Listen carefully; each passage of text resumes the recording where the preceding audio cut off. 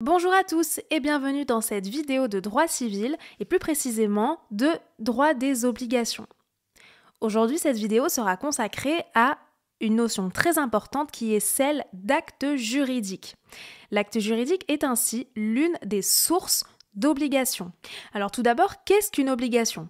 Une obligation en droit civil, c'est un rapport juridique entre deux personnes en vertu duquel l'une d'elles, qui s'appelle le créancier, a le pouvoir d'exiger de l'autre personne, qui s'appelle le débiteur, l'accomplissement d'une prestation. Donc, le débiteur doit effectuer une prestation pour le créancier. Il existe ainsi plusieurs types d'obligations qui sont listées à l'article 1100 du Code civil. Il y a l'acte juridique qui sera l'objet de notre vidéo d'aujourd'hui, mais il existe aussi d'autres sources d'obligations, comme le fait juridique ou l'autorité seule de la loi, qui feront l'objet d'autres vidéos. Alors donc, l'acte juridique, c'est comme je vous l'ai dit, un type d'obligation.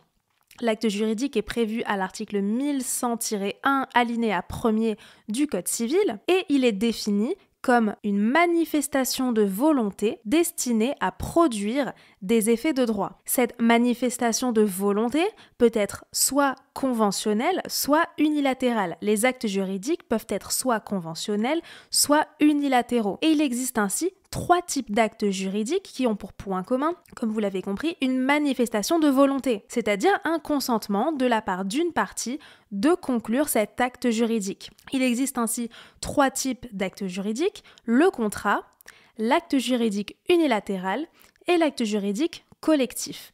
Alors tout d'abord, le contrat. Le contrat se définit comme un accord de volonté entre deux ou plusieurs personnes destiné à créer, modifier, transmettre ou éteindre des obligations. Cette définition est tirée de l'article 1101 du Code civil et elle précise donc que pour qu'il y ait un contrat, il faut une volonté, un consentement de deux ou plusieurs personnes pour conclure ce contrat, cet acte juridique. Le contrat est ainsi l'acte juridique le plus répandu et ainsi, les règles du droit des contrats sont donc applicables à tous les actes juridiques, comme le précise l'article 1100-1 alinéa 2 du Code civil. Donc ça, c'est le premier type d'acte juridique, c'est le contrat, un accord de volonté entre deux ou plusieurs personnes.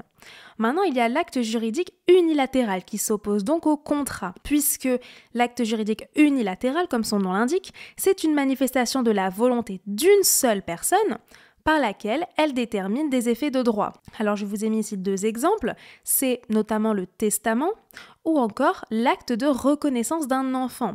Pour ces 2 actes juridiques, c'est uniquement une seule personne qui va manifester sa volonté pour créer cet acte juridique. Par exemple, un testament, c'est la personne qui va rédiger son testament, contrairement au contrat où il y a 2 personnes qui vont signer le contrat. Ici, il n'y a qu'une seule personne, c'est la manifestation de la volonté d'une seule personne. Alors attention, l'acte juridique unilatéral est à distinguer du contrat unilatéral, puisque dans un contrat unilatéral, il y a un accord de volonté entre plusieurs personnes, puisque c'est un contrat, mais ce contrat unilatéral ne fait naître des obligations qu'à l'égard d'une seule personne.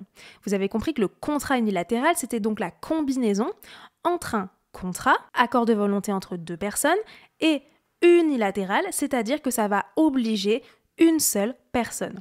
Donc ça, c'est l'acte juridique unilatéral qui est le 2e type d'acte juridique. Concernant son régime, eh bien là, ce sera les règles du droit des contrats qui seront applicables, sauf évidemment pour celles qui supposent l'existence de 2 parties. Ensuite, il y a l'acte juridique collectif. Alors l'acte juridique collectif, il faut un accord de volonté, soit entre 2 groupes de personnes, soit entre un groupe de personnes et un individu.